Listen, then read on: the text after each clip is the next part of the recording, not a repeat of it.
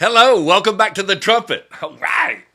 I just realized it's chapter 7, and this is chapter 7. It's the 7th. This is going to be perfect. I can't wait for this right here.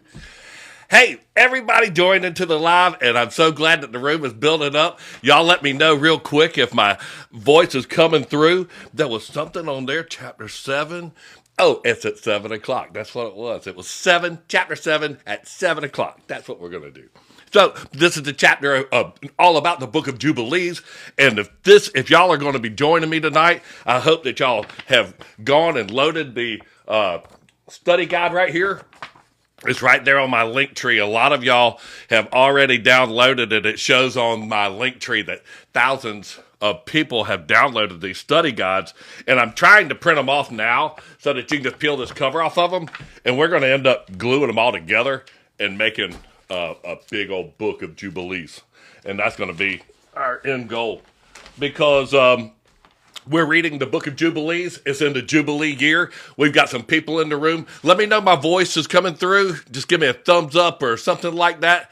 Hello, hello, hello, hello, hello. I got some great pictures. We went to the Bible Museum. Yes, all good. All right, we went to the Bible Museum, and as soon as I get finished reading this, I'm going to blow this thing up with pictures of the coolest place. We went straight there. As soon as I saw one of the exhibits, we went to Washington. And my wife was like, all right, if we're going there to build content, let's do it. And I got pictures of her and me just going through there. Boom, we have hundreds and hundreds of pictures.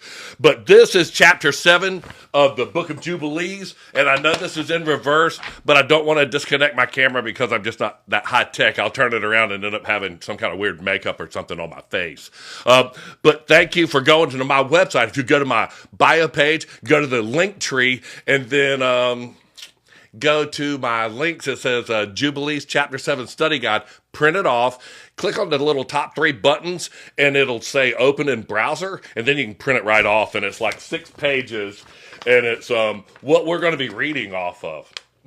It's really cool. It's got all kinds of pictures and stuff. And we're reading the book of Jubilees because this is the Jubilee year. And it's got 50 books in it. And just like the book of Genesis, it's called the Lesser Genesis. And we've all found out that it's the more Genesis. It's actually Genesis with much greater detail, and it sings right along with it. So tonight, we're going to read all about how Moses, when he made a vineyard, and then after he made that vineyard, he got drunk. And we know that Ham, let's see, I got some pictures for all of this. This is so cool. You know what? I got the coolest pictures. I just can't wait to go through the Bible Museum stuff with y'all. Y'all are going to die. It's amazing. Look at Jill. She's all in this Bible, and it's like the law. It says the laws. I'm like going, that's why they were lawyers. Let's go down here. I went there just to see them stack those stones right there, man. Crossing the Jordan. I told you all about Joshua and all that stuff. Hey, I appreciate all of the people that are doing the subscriptions and helping me out. I can't tell you how much that helps me out. That's just that kind of support just makes me want to quit what I do and do this all the time. And this has all 12 of the tribes on it right here. And I actually went there just to see this. But we're getting ready to go through the study guides. And this is the thing that I've got printed out for you. And it's so cool. This is right here. This is what you'll be printing out. And we're going to read right along together. But I just want to sort of format this story for you before I start reading the book of Jubilees. Because, so much happened. He made a vineyard. Look, I got it. He made a vineyard. Hang on. I got 2 more. Boom. All right. He makes the vineyard. The next thing that he does is he drinks too much. And then I would assume him and his wife, he passes out. And what happens next is Ham sees his nakedness.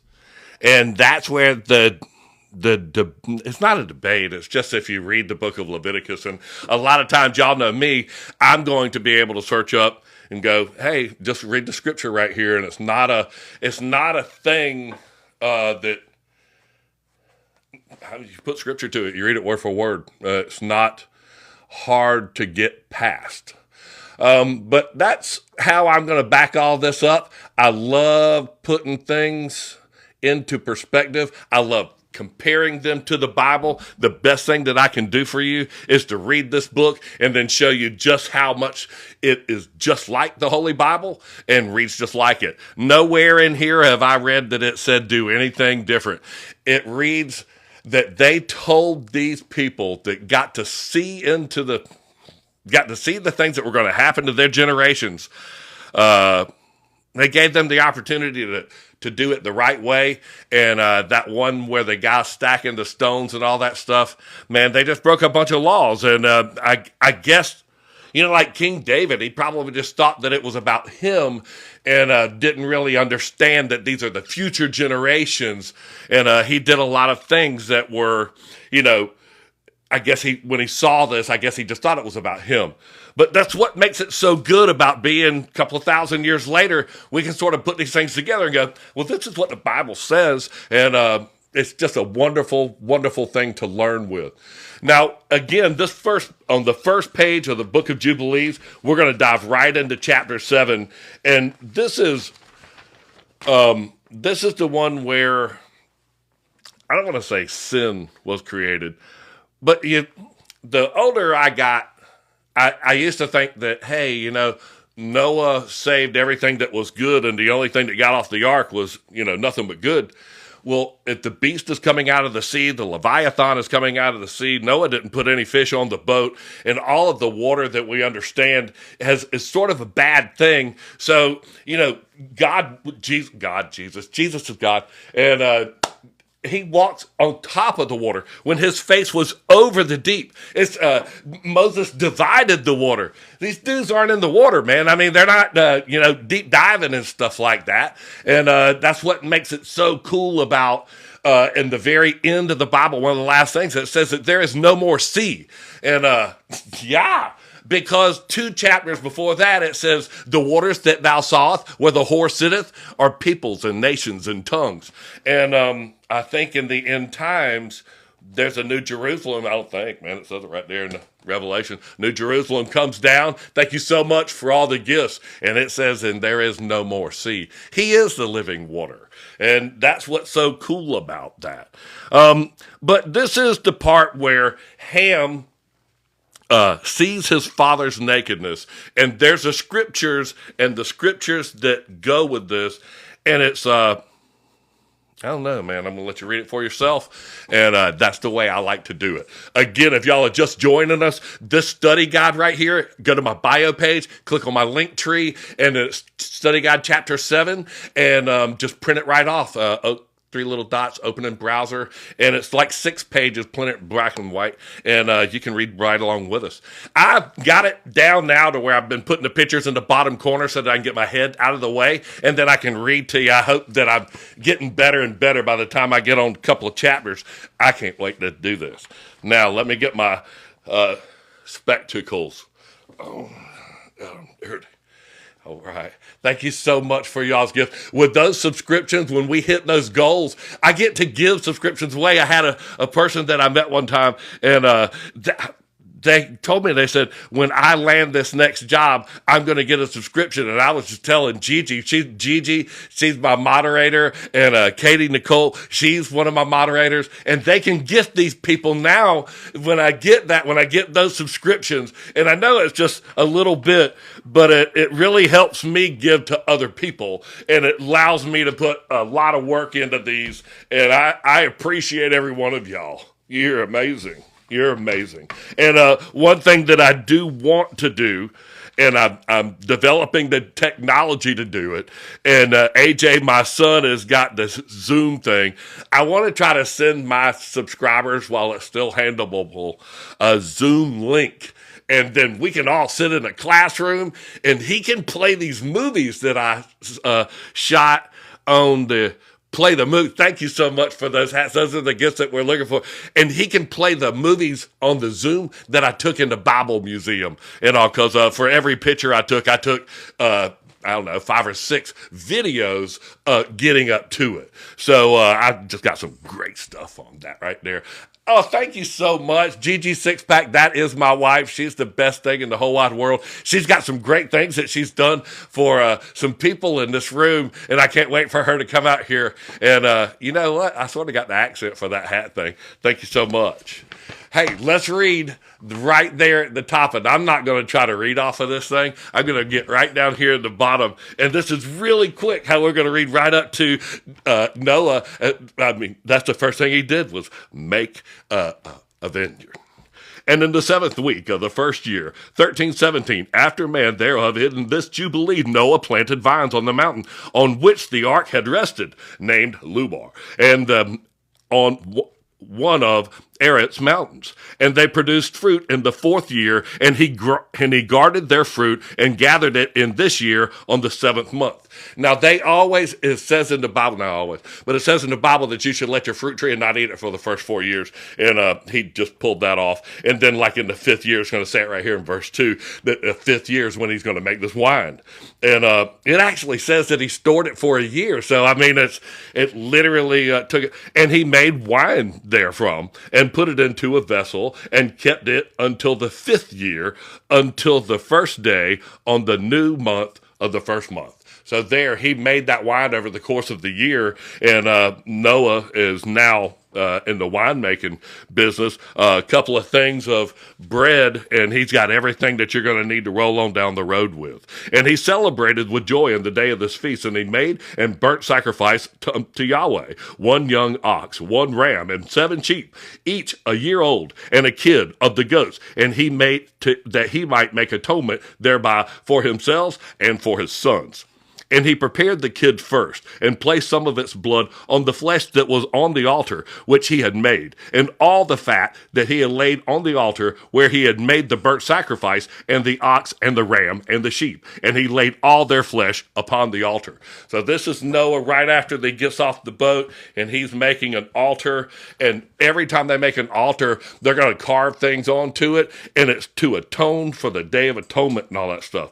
It's just a really cool thing that I'm starting to realize about these altars. They were first told to put in places where they knew something bad had just happened. And he placed all the offerings mingled with oil upon it. When they say mingled it with oil, that's almost like a fried type thing. And I see the way that they're almost having this, cooking this meal, and he places the stuff on it, and afterwards he sprinkled wine on the fire which he had previously made on the altar, and he placed incense on the altar and caused a sweet savor to ascend acceptable to Yahweh in his sovereign ruler. And that's just so cool, man. I mean, you see these guys are cooking with wine and wine reductions and all this stuff, and Noah's over there barbecuing with a wine sauce, and he's got his whole thing going, and he rejoiced and drank of this wine, and he and his children with joy right there. And it was in the evening, and he went into his tent, and being drunken, he lay down and slept, and was uncovered in his tent as he slept. That's the big question right there. Now I'm going to tell you something. This is conflictive, and but it explains Canaan and the Canaanites. And I'm sorry about Canaan and the Canaanites. Those headphones don't make no difference, and they make my ears hot. But I just have to tell y'all, I'm deaf as a doornail, and I just can't hear anything. So we're out here. But Canaan, in the beginning of the Canaanites, man, I'm just like going, how did evil get off of this boat, man? How did evil get on the boat? And that, Noah's wife, we're getting ready to learn some things about this. And I'm going to bring the backup documents right here, just a couple of pictures away. So this is conflictive. Sorry. I don't mean... what I mean to do is to put this on the screen and let you read it for yourself. Now, I have that little piece of paper right there because I know that you can't read it. I surely can't. But that's an inset that I put into this. And it tells you about seeing his father's nakedness. And Ham saw Noah, his father, naked, and he went forth and told his 2 brethren without. Right there. And then Shem took the garments and arose, and he and Japheth, and they placed their garment on their shoulders, and they went backwards to cover the shame of their father, and their faces were backwards. And Noah awoke from his sleep and knew all that his younger son had done unto him. And he cursed his son. And he said, cursed be Canaan, and enslaved servant shall he be to his brethren. Okay, he just cursed Ham's son, his grandson, for something that Ham did, because Ham saw his father naked. I've seen my father naked, and he didn't curse my daughter. And as a matter of fact, I mean, that's not an uncommon thing. But I don't want to go there. I'm just a normal guy. Let me bring this. Right here in Genesis, we were reading out of Jubilees. Let me read it to you out of Genesis. Noah began to be a man of the soil, and he planted a vineyard. He drank of the wine and became drunk and lay uncovered in his tent. And Ham, the father of Canaan, saw the nakedness of his father and told his two brothers outside. Okay. Sounds pretty innocent. Ham saw his father's nakedness, and then that's his son, Canaan. All right, right here. In Leviticus 18, the nakedness of your father's wife you shall not uncover. It is your father's nakedness. I'm sorry. All through this, when you read, he uncovered his father's nakedness, there's another verse inside here too. And it says, underneath that, I'm going to read it to you.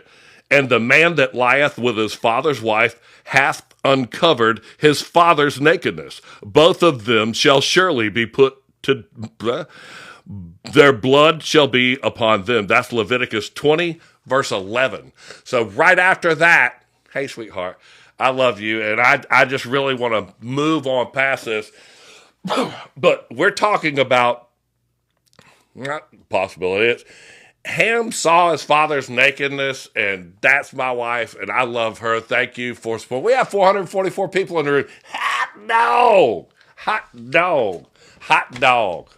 You know what? This is the coolest course. There's going to be 50 chapters, and I mean, like, next week, you're just going to, every week, I'm just going to say, you're just going to die. I mean, and we're not. We're all going to live. We're all going to live. We're all going to live. We're all going to get on our knees and pray. Dear Lord, let me be found alive, working in you. That's what I want you to pray. Don't pray, I need you to do this and I need you. I want you to pray that, dear Lord, please let me be found alive, working in you. You. That's what you got to do, man, every day. A lot of people ask me where do you come up with that stuff? Y'all know, and you've seen the answer, that I pray in the morning and I say, dear Lord, please let me see this world through your eyes. That one, Gigi taught me that one, and we were in Amsterdam, and she told me to pray that prayer, and I walked outside and I looked at this sewer cap, and it had 3 X's on it because that's their like state logo or whatever, and I looked at it and I sort of walked to the side of it, and the 3 X's turned into 3 crosses right in a row. And I was just like floored. And then I looked up and there was this like angel looking over the thing, and I saw this other flag hanging at an angle. And instead of the 3 X's, it was hanging off a building, and it was 3 crosses in a row. And I looked at that sewer cap and I went, he's right where he needs to be. You know? Right in the sewers of Amsterdam, got to be the nastiest place in the world, and all of a sudden I just saw him appear right there, right where they need him.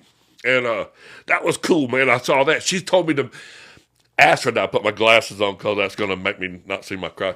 But she told me to pray for that, and dadgum, I went and prayed for it and walked right outside, and that happened. So thank you, Gigi. I've prayed that ever since then. I made it very easy to pray that prayer because I was like, oh, man, this is cool. And you'll see all the stuff in the Bible that I do. Let me get us out of here. That is Nehemiah She is Noah's spouse right there. Her brother, Tubal-Cain, says that I read in the Jewish Midrash that was his second wife. And so Tubal-Cain's sister or whatever it is. So I sort of feel like that's probably a second wife. A lot of people have second wives. She's quite a character. She's mentioned up here in Genesis. And, there's nothing really in the Bible about Noah's wife. There's nothing that says, and she did this or she did that. And, why do you curse your grandson for something that your dad did? And then say that you're going to be a servant to your brothers. And he lists the brothers off, which are Ham's brothers.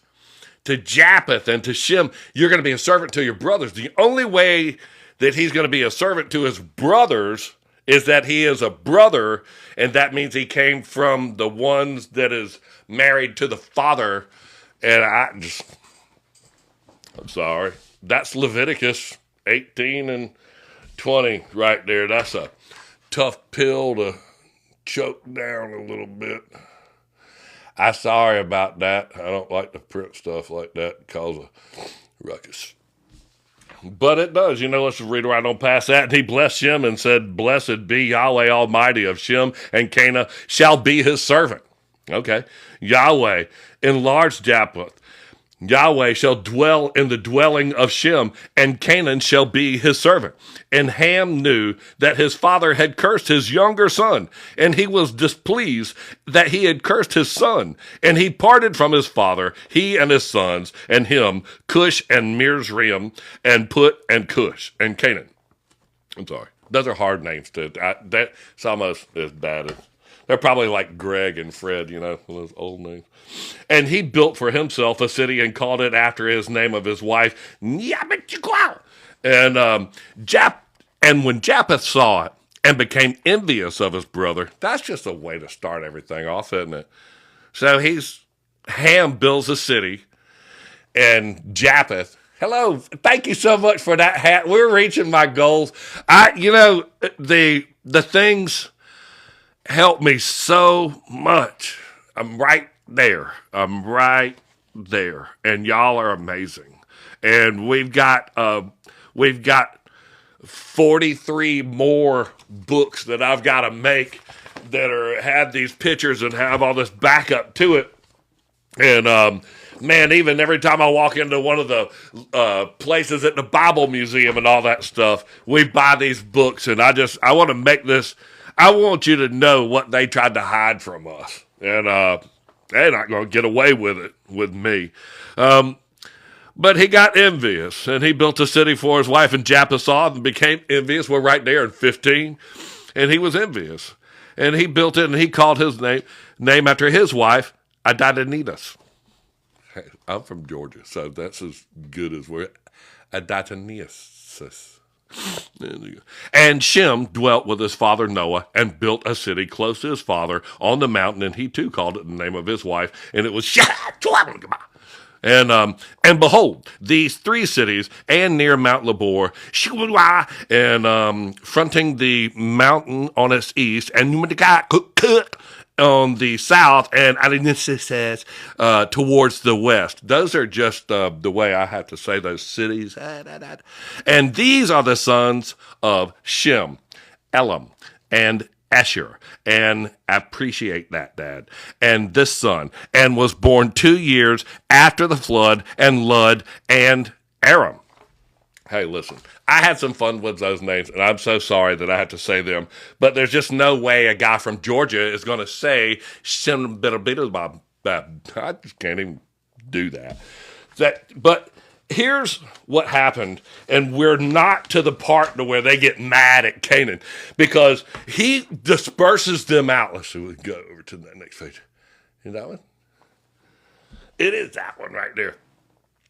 They got angels fighting and all that stuff getting ready to happen right here. This is super cool. The next chapter, next week, is when they get mad at him for stopping in the wrong place. They kick Ham out. He's supposed to go all the way down there, down to Egypt and Africa and all of that in the south part. And he stops right there where Israel is. And he goes, dude, I like it. And they all said, man, we got a covenant. We got a covenant. If you do that, it's just going to, and he goes, I'm Canaan. I'm staying here. That's why that place was called Canaan. And all the people from there, they were called Canaanites. And he stayed there. But, ooh-wee, this is getting good.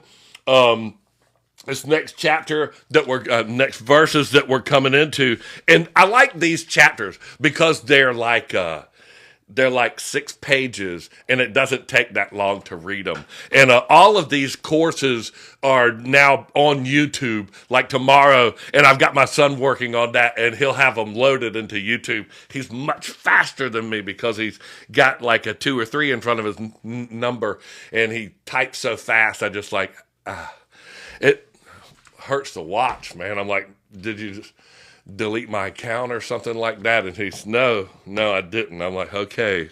I have to read every button before I push send. Thank you so much for the subscribers. Please help me hit those goals because that's what's allowing me to convince my wife that I can do this. And it's hard, man. It really is. And this is what I've just got to do. I just got to. I got to. And the sons of Japheth, let's get through that. I'm going to burn this one right here. And the sons of Japheth, Gomer and Magog. Okay, stop. Japheth was the one that was just envious. His boy's name is Magog and Media and Javan and Tubal. That's one of the guys right there. Meshes and Tyrus. These are the sons of Noah. All right, listen. Magog and Gog, and he will go out and gather the nations and all this stuff. When I learned this as a kid, man, I learned that there was, multicolored animals and they all got off and everything was just super positive. And I mean, this thing right now, you double high, but we're getting ready to read it. All right, hold on. And in the 28th Jubilee, 1324 to 1372, after man, Noah began to enjoin upon his sons the sons' ordinances and commandments and all the judgments that he knew. And he exhorted his sons to observe righteousness and to cover the shame of their flesh. Man, we just read about that he saw his father's nakedness. He literally is just teaching them now to cover the shame of their flesh. So, I mean, that boat ride was probably pretty eventful. I'm reading the book of Jubilees, and that's how I see it. Cover the shame and their flesh, and to bless their creator, and to honor their father and mother, and love their neighbor, and guard their souls from fornication and uncleanliness. Man, it sounds like there ain't but like 9 people around there right now, and this is some pretty hard math that they're reading. And but it's not that this is, I could read right here in the book of Jubilees. We're in chapter 7.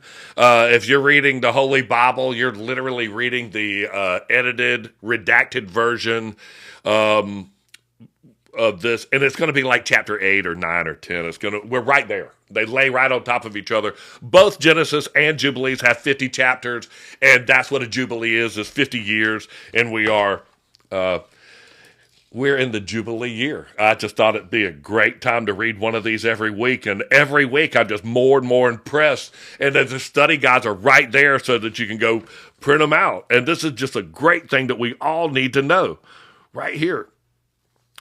Oh, man. For owing to these 3 things came the flood upon the earth, namely owing to fornication, wherein the watchers against the Torah of their ordinances went a-whoring after the daughters of men, and took themselves wives of all which they chose, and they made the beginnings of uncleanliness. That's the watchers went a-whoring with the daughters of men. And they begot sons, and the sons of Nephilim, and they were all unlike, and they devoured one another, another, and the giants slew the Nephil, and the Nephil slew the Ejo, and the Ejo mankind, and one man another.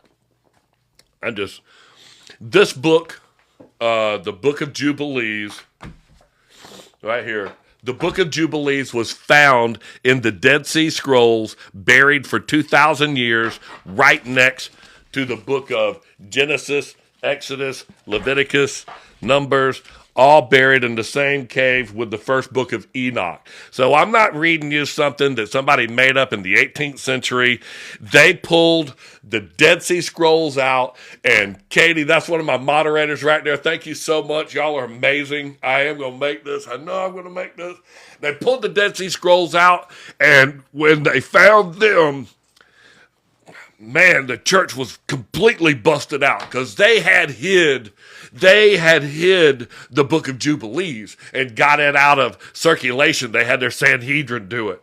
And right after the Second World War, man, right after the Oppenheimer went pow, and that big light, man, that was when we found this cave opening, and the caves were open, and Daniel 12:9, go thy way, Daniel, for the words are closed up and sealed until the time of the end. 1941, created a nuclear power, the brightest thing in the light. There was something to do with that, and the when Jesus translated in front of God, in front of his apostles, it had something to do with that light. I'll think of the words in a minute. I'll yell it out in the middle of this next sentence. Stella! And they began the sons of Nephilim. They were unalike, and they won. Oh, and everyone sold himself. Can y'all see? Okay. And everyone sold himself to the work of iniquity, and to shed much blood, and the earth was filled with iniquity. And after this, they sinned against the beast, and the birds, and all that moves and walks on the earth, and much blood was shed on the earth, and every imagination and the desire of men imagined vanity and evil continually. Yuck! And vanity and evil continually. Bro, there's some people doing that right now, man. Those guys right there. Whack. Look at that dude. He got hit right in the head. Bam. All right. Sinned against the beast and the birds. You see this Minotaurs things when they got this half man, half horse, or half bull, half whatever. That's what that means. That's what that means. 10 and the evil continually. We're almost at the end of this thing. It's got 30 something chapters. That's why I think they're so cool. We're totally going into the Bible Museum. But, when we get finished with this, I'm going to show you the pictures of the Bible Museum. And when I get my subscribers and I hit my goals and on my subscribers, I'm going to send my subscribers a Zoom link. I'm going to get my son to figure out how to do it so that he can play the videos that I recorded in the Bible Museum. We went to Washington, D.C. to see it, and I can put them on his computer and he can play them. But you can't do that. All I can show you is still shots right here. Oh, man, this is where we're getting ready to wrap this up right here. I'm sorry, God's getting ready to destroy everything off the face of the earth. And after this, they sinned against the beast and the bird. Yep, 25. Bow! And Yahweh destroyed everything from off the face of the earth because of the wickedness of their deeds and because of the blood which they had shed in the midst of the earth. He destroyed everything. I'm going to keep my head right in the way for just a minute. And we were left, and I and you, my sons, and everything that entered with us into the ark. And behold, I see your works before me, that you do not walk in righteousness. For in the path of destruction you have begun to walk, and you are parting one from another, and are envious of one of another. And so it comes that you are not in harmony, my sons, each with his brother. His brother, they're envious of each other right there. These are the beginnings of the thing. It wasn't Japheth and Shem slapping high five and Ham, you go down there. Man, this was I don't know, man. It was like one of them family gatherings whenever everybody drinks too much. And what'd you do? It's not funny, but that's what happened. Just a family gathering. Georgia. Right there. For I see and behold, the demons have begun their seductions against you and against your children. Let me get my head out of the way. Right there. For I see and behold, the demons have begun their seductions against you and against your children. And now I fear on your behalf that after my death you will shed the blood of men upon the earth, and that you, too, will be destroyed from the face of the earth. Noah. That part is not so bluntly written in the Bible. I'd rather hear it straight, man. I'd rather hear exactly what happened. We got a couple more pages. What is that? Oh my gosh, who did that? You know what? That's got to be something crazy. Right there. What about? It's got. Yeah, okay. He's pointing. That's the one. This is the page. We got this page and this page, and this has got like Enoch on it. This is great stuff. Okay, this is great stuff. Let me back up. We get there. We're almost at the end. That's right there. For whoso sheds a man's blood. Am I heading away? Man's blood. And whoso eats the blood of any flesh shall all be destroyed from the earth.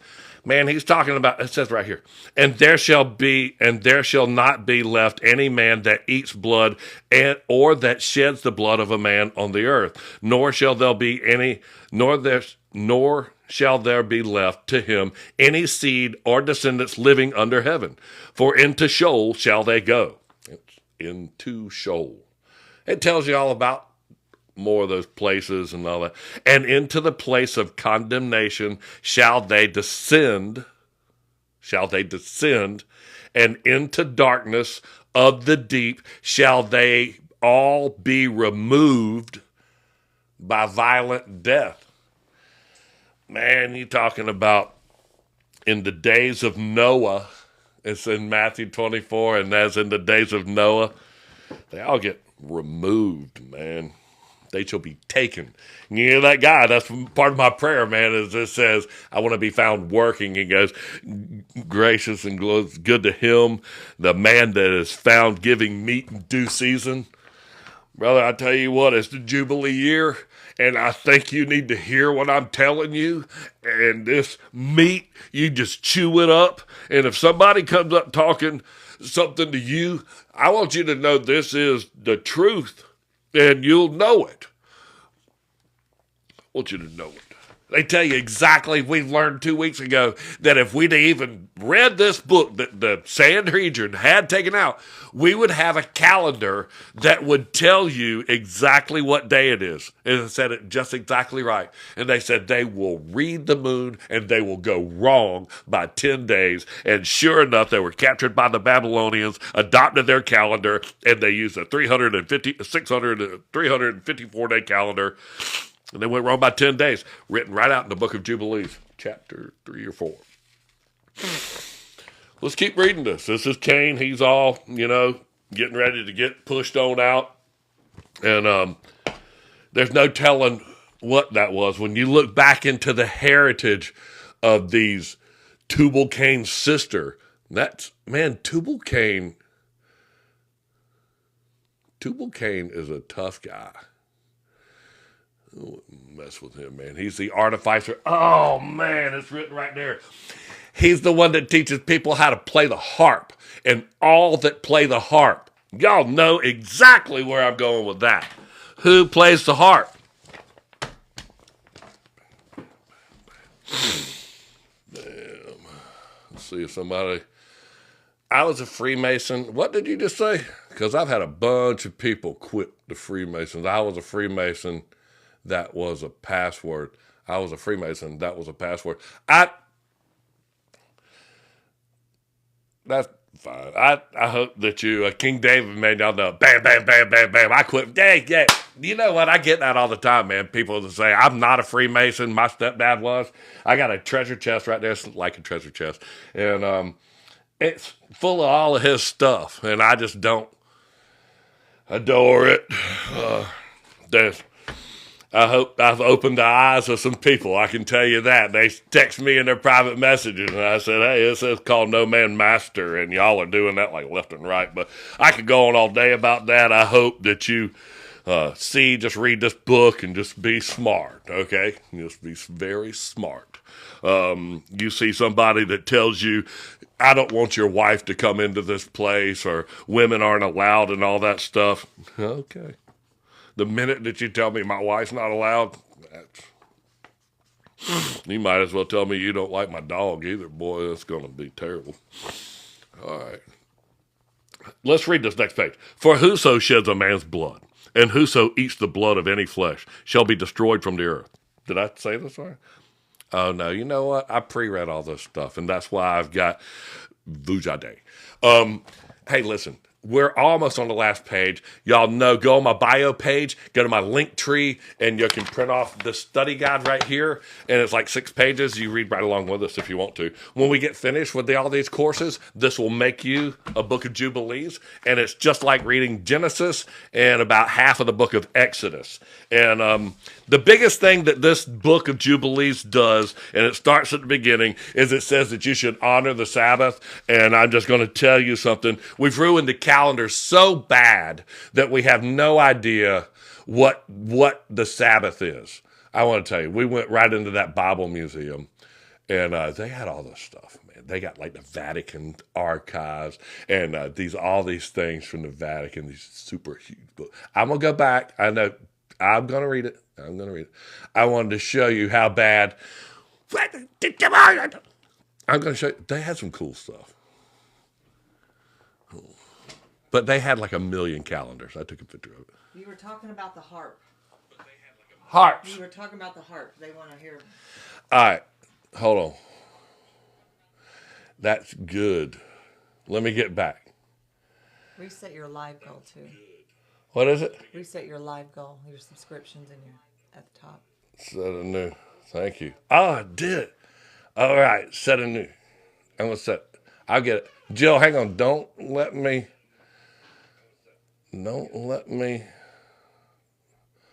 forget about the harp. I got whatever that is. Like when you hit a record player and the record skips, but I see a squirrel or something like that. Can you see the pinned comments when I put them up there? I hadn't been looking for them, but I will. Start looking for them because that's where I put the heart thing. Thank you so much. I'm going to try not to stray off subject, but I want to get back to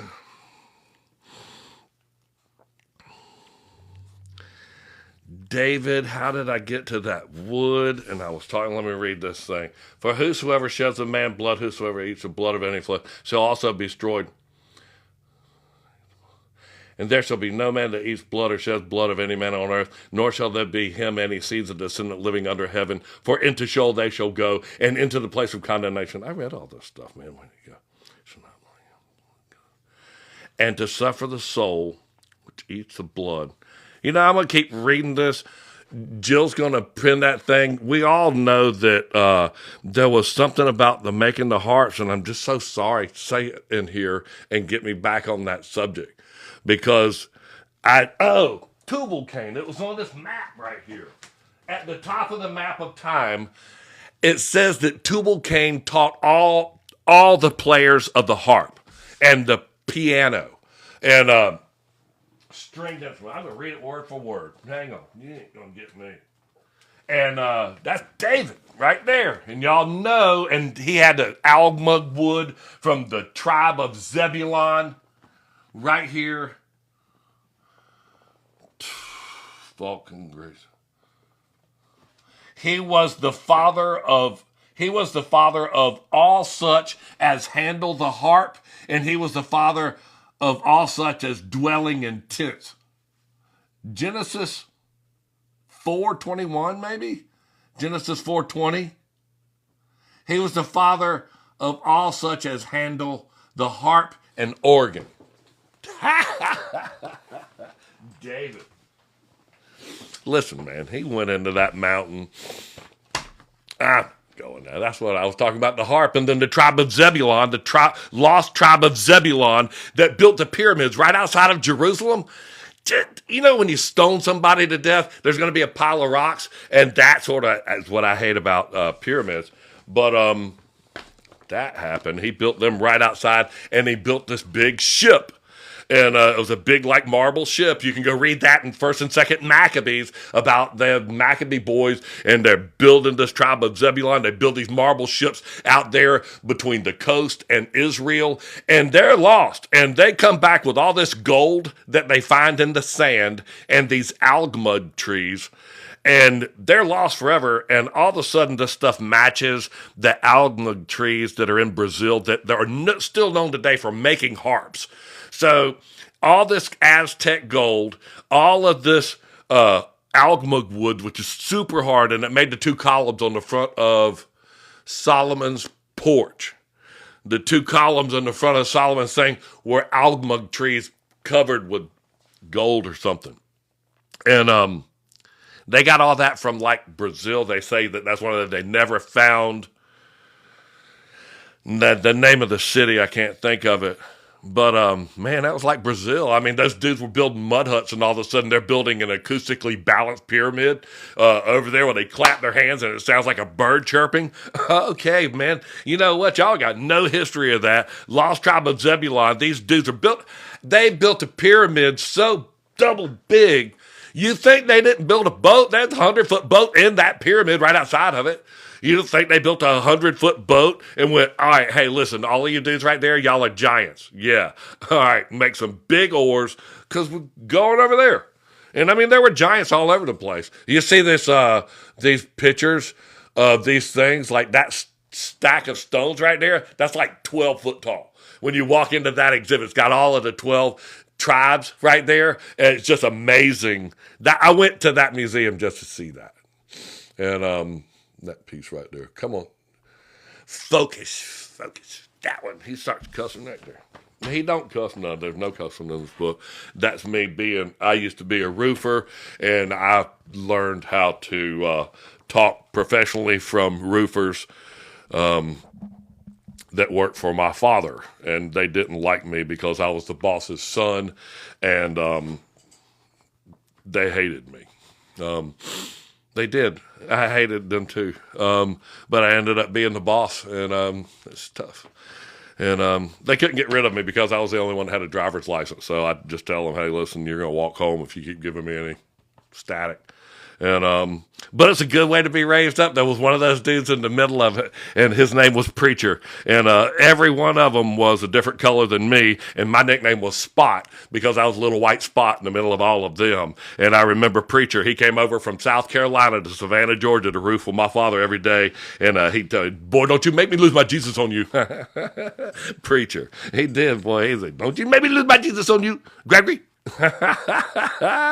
Cuss me out, man. He would. He'd drop that Jesus on the state line, man, and he would cuss you up and down. Think he wouldn't. He's a big old preacher, man. All right. Keep rolling. Keep going. Whoso sheds a man blood, and whoso eats blood of any flesh shall also be destroyed from the earth. And there shall not be left any man that eats blood or sheds blood from any man on earth, nor shall there be left to him any seed of descendants. I read that. For into Sheol they shall go, and into the place of condemnation they shall descend, and into the darkness of the deep shall they be removed by violent death. I did read that, but I wanted to know that he went into the darkness of the deep and into that's like the cave of Adullam when David went into that cave, man. That's what a cave was. It was a fortress, and they would live in the caves. And David met like 400 people in the cave of Adullam. They were all depressed and owed money and what have you, and he became their leaders. And there shall be, back to Noah, there shall be no seed upon you of all the blood that there shall be in all the days which you have killed any beast or cattle, or whatever flies upon the earth, and work you a good work to your souls by covering that which has been shed on the face of the earth. And you shall not be like him who eats with blood, but guard yourself that none may eat blood before you. Cover the blood, for thus have I commanded to testify to you and to your children together with all flesh. It's, you know what? They want you to not be eating something that's just like blood. And that's a lot of the creatures that they tell you not to eat, like seagulls and eagles. And those are birds that they say don't, because they eat, they kill things and eat it. And it also says only eat fish with scales and things, because the crabs and the stuff, they say don't eat that. But I do. But they say don't eat that because they actually could eat a dead thing. And I don't know, I'm just telling you that little facty there. And you shall not be like him. You should not be. You should not be like him. And suffer not the soul to be eaten with the flesh. Yuck. Try your hardest not to do that. Suffer that you do not eat a soul with the flesh, that your blood, which is your life, may be required at the hand of any flesh that sheds it on the earth. That means living blood. Like if you hurt somebody mortally and then you're doing that, you are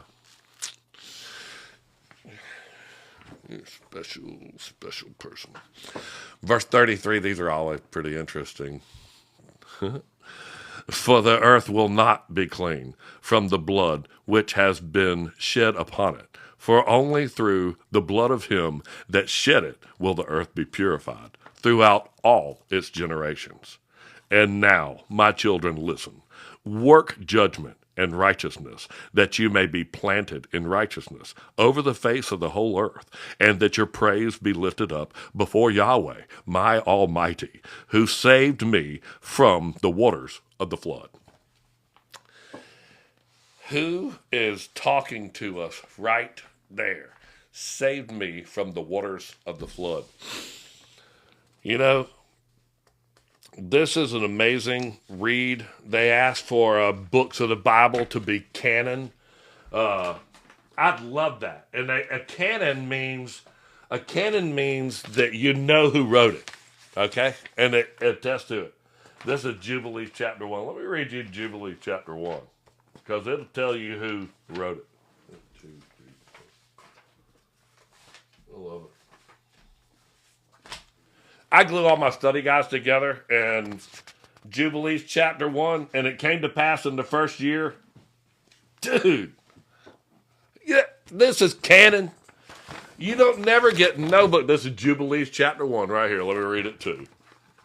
And it came to pass in the first year of the exodus of the children of Israel out of Egypt, in the 3rd month of the 16th day on the month, in 2450 after man, that Yahweh spoke to Moshe, saying, come up to me on the mountain, and I will give you 2 tablets of stone of the Torah and of the commandment, which I have written that you may teach them. What? That I have written that you may teach them. That's the author. That's the author. And the Sanhedrin, I could have just lost a page. No, let's change it. The Sanhedrin took that out. 70 people. All right, listen. That 70 thing that happened with the 70 people being beheaded, let's do 70 real quick. Moses got sent out to go get 70 people that represented the 12 tribes. And the 70 people came together because they were complaining about the manna. And people were going, my Bible says 72. That's because God told Moses to go out and get 70 people. So how many people are standing? He goes, I'll be in the congregation. I'll walk among them. And he goes, tell them they're complaining about the manna, and I'm going to give them manna till it comes out of their noses. Here's where the 70 comes from. So he goes and gets 70. And the other Bibles say 72. Well, he brings 70 people into the congregation of the people that are complaining about the manna. And who's there with him? But Moses and God. 72 things are in that room.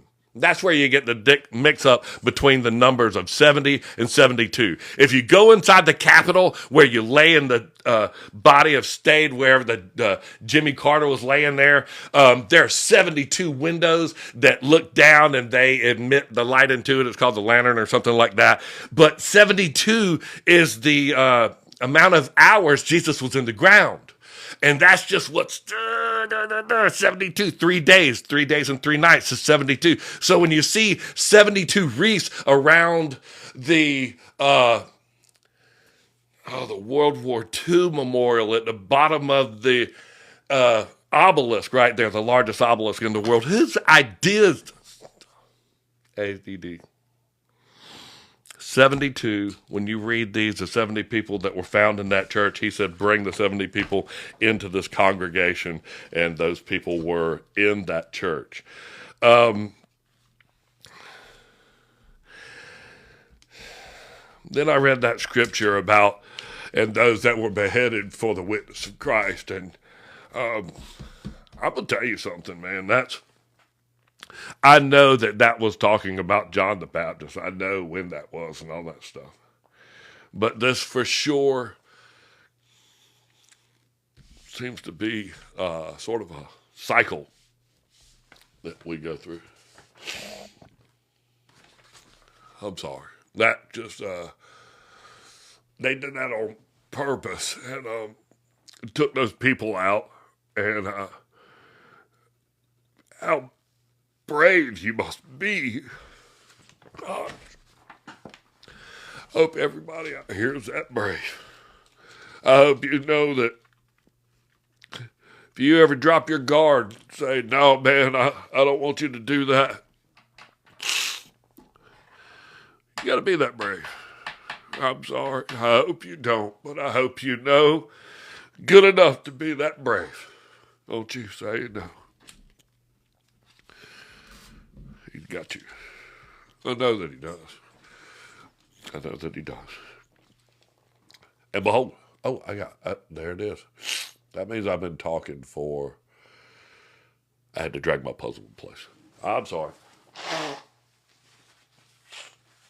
We're going to get off of this Book of Jubilees thing. Anytime I start talking about the Lord like that, it is just super exciting. But when I hear about these things, and the Congo and all of that stuff, man, I don't know. It just really, really hurts my feelings, and I'm sorry. And behold, you will go and build for yourself cities and plant in them all the plants that are upon the earth, and moreover, all fruit-bearing trees. Man, I'll tell you what, this is the greatest thing in the world. Did you know that you're supposed to eat, it says you're supposed to eat fruit to eat for meat? So if you eat fruit for meat, there are certain fruits, and they're like palm, coconuts, what is it? There's several things that you can eat. And it says in Deuteronomy that you're supposed to carry a paddle around with you and bury your poop because the Lord walks among you in the camp. And you're supposed to go outside of camp and take a paddle with you and bury your poop. And we all know that birds can eat seeds of things and then go poop the seed out, and the seed in the bird poop will turn into a thing. And that's how you get sort of things transferred sometimes. But you actually can eat things, some seeds, pumpkins, and what was it? It was olives, grapes. And you can have these seeds in you, and when they come out, if you bury your poop, you can look it up. It'll actually turn into a tree. I don't know, man. My backyard would be full of trees if that's the case. But it just sort of lets you know that you can go out and just bury your poop like you're supposed to, and you can grow a tree. I wouldn't eat the fruit off of that for 3 years for sure. And there it is. That's the next verse right there. For 3 years, the fruit of everything that is eaten, y'all shall not gather. It tastes like poopy. And in the 4th year, the fruit will be accounted as kodesh and clean. And they will offer the first fruits acceptable for the Most High, Yahweh, who created heaven and earth and all things. Let them offer in abundance the first of the wine and oil as first fruits of the altar on the altar of Yahweh, who receives it. And what is left, let the servants of the house of Yahweh eat before the altar which receives it. They're telling you to put fruit and oil and things that you can eat, not a dead cow, and not cut his neck and put blood on it and all that stuff, and to feed all these people, man. This is the story that I want to read. This is what I want to happen, man. I want you to, let's make this for the Lord. Let him come down. Let's do it the right way. And they all are about the Sabbath. And unfortunately, I want to go find that calendar picture. I'll find it in a minute. That's ADD, whatever it is. But anyway, that's what this is all about, is the Sabbath, man. And what's more important, not more important than Sabbath, what's cool is that the day before your Sabbath, because my Sabbath, I'm going to use Saturday. That's what it used to be. But we really don't know when Saturday is. So I'm not going to be going, my Saturday is really Saturday, because I don't know what Saturday is. But the day before Saturday is when you're supposed to really start the whole mental process of getting your stuff together so that you don't have to do nothing on Saturday. So Friday afternoon, you're supposed to, it says in the Bible, go out and gather double, and that way you ain't got to do nothing on Saturday. And that ritual of, hey, man, I'm making my sandwich for tomorrow. Hey, I'm making this tomorrow, so that I don't have to do that. And then you get to think about the Lord the whole time you're doing it, what you're going to do. And then you wake up on that Saturday or whatever your Sabbath is, and then you do those things, man. And that's just, I don't know, man. I mean, if you really prep for something and you get excited about going to do it, you'll think about it before you go to sleep. You'll think about it because you're ready to wake up, and you're thinking about going, hey, I ain't got to make that sandwich. I don't got to do any of that stuff. I got to read my book, and I'm just on record today is what I'm going to do, and don't mess with me. I'm going to do this because that's the big thing, the Sabbath. And, lost my glasses.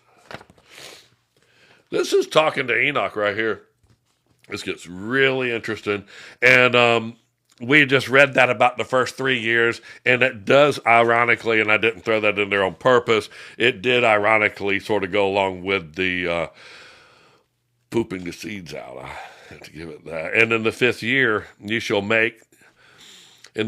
make you to release, so that you release it in the righteousness and the uprightness, and you shall be righteous, in all that you plant shall prosper. There you go. For thus did Enoch, the father of your father, command Methuselah, his son, and Methuselah, his son Lamechek, and Lamechek commanded me all the things which were his father's commanded him. These dudes passed all these lineages down. And I also will give you commandment, my sons, as Enoch commanded his son in the first Jubilees. While still living, the seventh in his generation, he commanded and testified to his son and to his son's sons until the day of his death. Enoch commanded that until the days of his death. Oh, son's death. Okay, good. I was about to say, because Enoch just said in the book, he is living in the Garden of Eden. Says that he was conducted into the Garden of Eden. And hey, listen, everybody got about, are you saying Enoch is Elon? No. Elon gets on Twitter, says he's been verified since 3000 BC. I didn't make that up, man. I just happened to go to the map of time and go, what happened in 3000 BC that I should look around? And that's right when Enoch gets translated. I'm like, oh, no, okay, well, whatever. And then translated means to cross over from the living to the spiritual. And that is the symbol of crossing over. It's not a letter, the X didn't get developed until the X wasn't even a thing. So that's what happened with that. But Enoch, he got told that little picture of him right there. These pictures that I'm putting on here, they are from the Dore collection. These dudes that I showed y'all that books and all last week. And that is where I get all my pictures from these things. Now I'm getting ready to do some stuff. First off, let me go right down here. We were talking about Naamah. That was what I sort of consider Noah's wife. A couple other people think that same thing too. She is the spouse of Noah, brothers and all. Tubal-Cain, just not good. What we had just read right here is that he was talking to his sons. I want you to read in chapter 8. It'll be in the next study guide. Oh, I got it. I took a picture of it right here. Come on. Hot diggity dog. Pow. Look, I got this book of Jubilees right here. This one. Okay. And I took this picture of the top of it. Let me get my head out of the way. This is Enoch's son, I think. I'm looking for my glasses. They're on my face. Him writing a place where he might seize for himself a city, and he found a writing which former generations had carved on a rock, and he read what was thereon, and he transcribed it, and sinning owing to it, for it contained the teachings of the watchers, in accordance with which they used to observe the omens of the sun and moon and stars in all the signs of heaven. That's next week that we teach about these, the teachings of the watchers. Oh, but right here on the map of time, that's so cool right there. These things, look how tall these things are. And it says that Methuselah talked with Adam 243 years, learning all the world's history. And from the beginning, he wrote it on these two pillars are books. Books had access to these books. Moses had access to these books. What's it say at the top? The year before the flood, Methuselah, Noah, and Shem, the year before the flood, inscribe on two pillars the history and discoveries. I can't read it behind all those little things. That's what, 777 years after. One of stone, so the water won't mess with it. One of brick, so fire won't mess with it. I don't know where they sort of line up in scriptures. Those are Jewish midrash, what they say. But right here and next week, he says that generations had found writing carved on a rock, and this, the teachings of the watchers. They were tall people. That's not them. That's Methuselah, Noah, and Shem wrote those. And then I guess somebody else, they had some other rocks. But those guys, you know what? This is going to be the Bible Museum. You know what? Before I go down through the Bible Museum and start telling you all about the cool things that I got all these people like going into the temple, their artwork. I was zooming into their little models, man. This was cool. The trumpet being in the art museum. I'm going to tell you what, this guy right here, man, you see that look he's giving me right there? Like me. Sorry. I'm sorry. Look at that. He kept telling me, he's like, we didn't have cameras back then. And he just wasn't having the trumpet, man. He was not feeling my vibration whatsoever. City of David. I love this, my back screen. Tell me some questions. And Gigi, I was supposed to be looking at questions, and I didn't. We shall pin one. God bless you and your family. God bless y'all. God bless every one of y'all. I can't wait to take you into this museum. It's so nice to just, Elon Musk, what they say about him? I don't know what. People go, can you go over the Elon Musk and Enoch thing? Elon Musk said that he joined Twitter in 3000 BC. And if you go on that map, and you go on the map of time, 3000 BC is right when Enoch translated into heaven or left with God, or what the book of Jubilee says goes into the Garden of Eden. So I wasn't saying Enoch is Elon. I'm just sitting there going, why would you pick 3000 BC, that same date, and everything you own is named X, man. Your kid's named X. Your rocket is named X. It has 7 people in it. That means that your rocket, named the Dragon, has 7 heads in it. And they all have 7 windows. And the rocket had 7 heads, and the Dragon had 7 heads. And I don't know, man. Just don't look too far left and don't look too far right. But X means cross over to the other side. That's exactly what Enoch did. And X wasn't a letter like, hey, man, we need the letter X for nothing. And X became to cross over, and that's Enoch. I love you, brother. Keep exposing the darkness. I don't know what is the darkness. I do know that Saul turned into Paul. All these people go, he's so bad, or this guy's bad. And I'm like going, man, you need to go talk to Saul and ask him before he turned into Paul, bro. Because you know what? If you're going to play in this game, if you're going to walk back and make a difference today, you better be a billionaire. You better be the richest man on earth so that you can walk in somewhere and go, hey, now I'm going to rip the Band-Aid right off of this thing. You know, I walked in here and started reading about Ham possibly sleeping with his mama. You know, that's... You can't even play that. You go say that in church, and they will pick the offering tray up and go, and just throw it straight across the room at you. I just know that. You can't say that. And I'm like going, yeah, I didn't. Leviticus is the one that said, if you see the nakedness of your father, it is the nakedness of his wife. I didn't say that. That's in the book. It's just a lot of these people didn't know how to read the other verses, like Solomon. Man, if he would... What I got to do? Am I doing good? I keep pinning comments and you're not catching it, but where are they? The red heifer thing is everyone's asking. Oh, you know what? What happens to the sacrifice of the red heifers?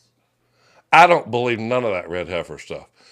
Okay, see, what happened was I scrolled and they were way up into the world. So now I'm back right here. What happens when they sacrifice the red heifer? I'm just learning how to do this. I'm so sorry. Let's go do the red heifer thing right now. Thank you, red heifer. She's over there giving me... Listen. And no more poop, okay? Huh? No more pooping. Who pooped? No more of that. What was it? No more talking about poop. Is it seeds? No more. That was gardening. Fertilizer. Hey, listen, the red heifer thing, the Sanhedrin and that whole bunch of guys, none of them still believed in Jesus Christ. So you lost my whole vote. And the red heifer and the red heifer ceremony and all that stuff, and we're going to build the third temple. Man, Solomon had 180,000 people working inside of the mountain. And you're going to, inside that mountain right there, city of David, right there, right behind my head. Thank you, Jesus, is why we're on here. All right. That's the temple that Solomon built. And you go to 1 Kings or whatever, when Solomon got tried, he had 180,000 people working simultaneously inside of that mountain right there. Okay, so we're gonna build a third temple. He ruled for 40 years. So 200,000 people working inside the mountain for 40 years. He hollowed that thing out. That's what that is right there. So you go find you a third temple. He had Solomon, the rule breaker. Oh my gosh. It says never go back to Egypt. And sure, don't send nobody back to Egypt to get horses. Solomon, man's like going, yo, let's start snapping twigs, man. And let's send some people back to Egypt. Let them get the horses. Let's don't gather too much gold to a king. I got to have 666 talents of gold. Don't gather too many wives, Solomon. That's in the book too, Leviticus and all that. No. 700 wives, 300 girlfriends. It's all good. I mean, it was like it lists them off, his little department of, I don't know how to read the Bible, who were ever reciting about. They, I don't know, man. They just ruined it. He broke almost every rule that you could. I asked ChatGPT, and then I went and looked all the things up, and it was like 20 things that he broke all the commandments. David, he was snapping them twigs too, bro. Sorry. I thought he was pretty special. All right, what else? Why haven't they tried to rebuild it before now? I assure you that the first temple that they built, they didn't hear any tools because they were way inside there. And it also says that if you raise a tool upon the stone, you have polluted it. So if it's ever going to be an altar or a temple or anything built, you're not supposed to build it with hewn stones. But, all right, right here, chapter 9.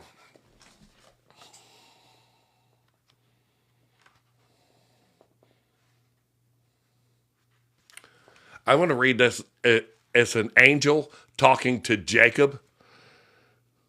And it says, do not build this place. He got shown all of the generations of his family, what everybody's going to do. He got shown all the King David thing, all the little stuff. And they said, do not build this place. The angel said that to him. And his name ended up getting changed to struggles with Israel. And some of the first things, Jacob, he was a stone stacker. And that right there is what they got away from out of Egypt. Man, they came out of Egypt and they made them hew stones and they made them stack stones and build pyramids and they turned them all into masons and they made them make bricks and they made them do all that stuff. And they said, don't ever, ever go back there and don't go back to that.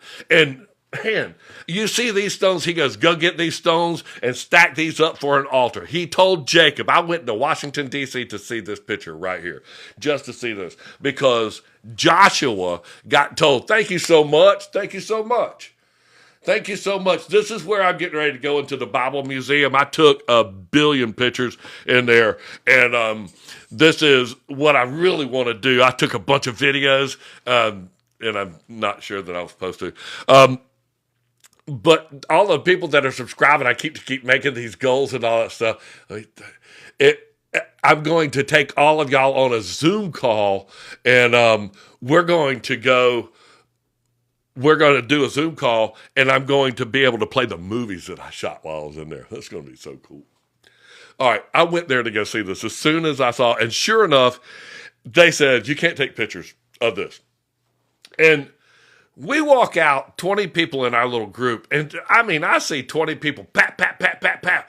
So I'm like I'm going to wait for all y'all to get out the way and walk back in here. So the lady, we walk back to the back, she goes, you can't take a picture of that. And I said, you mean I can't take a picture after I just watched everybody in the group take a picture? And then she did she looked like that picture of that other dude I showed you too.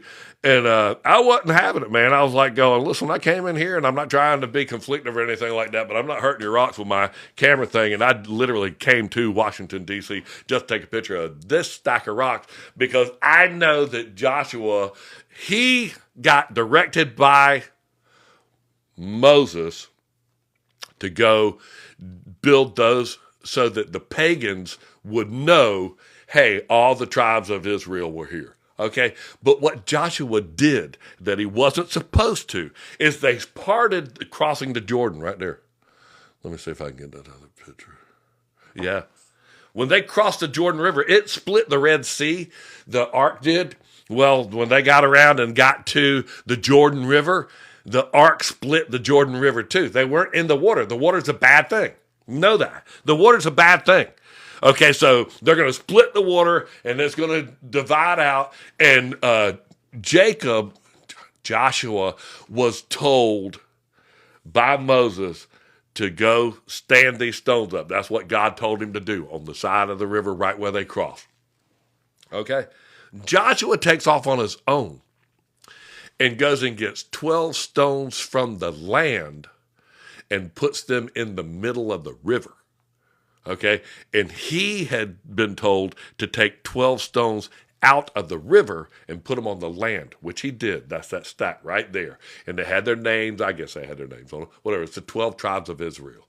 He was told to take the smooth stones out of the river and to stack them up and to write the law and the things on them. Well, the river's going to wash the stones smooth. The water washes the stones smooth. You don't have to raise a tool upon it. I was sitting there going, man, you pull them rocks out there and it's going to be hard to write the law on them because it's hard to write on that craggly surface and all that stuff, and you want to make it smooth. No, if they come out the bottom of the river, they're smooth as as they can be, and you would write the law on them. What Joshua did was he got stones off the side. He did this by himself and stacks 12 stones in the middle of the river before it closed back together. As a sign to who? And it's that doing the extra thing that cursed them. And yeah, he's these are just some pictures, and I'm going to try to explain. Let me see if there's, God bless you and your family. Make sure I got my questions reading. Invite Gigi, you let me know. Pizza Joe, you have to read the Bible. You have to read the, you know what? I always put the verses behind me because I don't want you to think this is my story, because the stories that I heard about King David and the stories I heard about that, they don't line up with what you read. I mean, King David wasn't a little shepherd boy that couldn't bear the armor. King David was a left-handed warrior that was specifically trained to kill you. He was also a Moabite too, man, because his grandmama Ruth was a Moabite. He was never supposed to enter the temple, and that's one of the reasons why he built that. Didn't build that. Mm-hmm. Do you have any idea of when the live Zoom call will be or to be announced? If you're in my what's it called? The subscribers, I think it's like a tangible number. And AJ, he's 26. We got this Zoom thing, and he sent me. We've been doing them for like the last 3 days, and I'm just going to get him to send my subscribers this Zoom email link, and then man, we're just going to.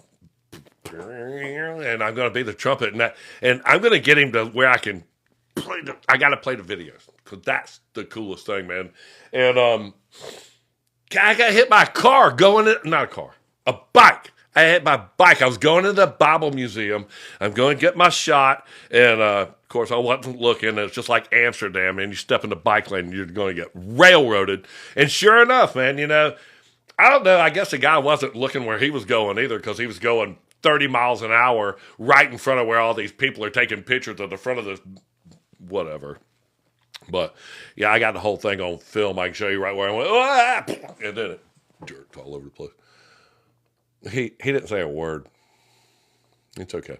We walk in, and these people have these Vatican archive type thing, and this is inside of the Bible Museum. It's a replica of these archives, some of their books that are in there.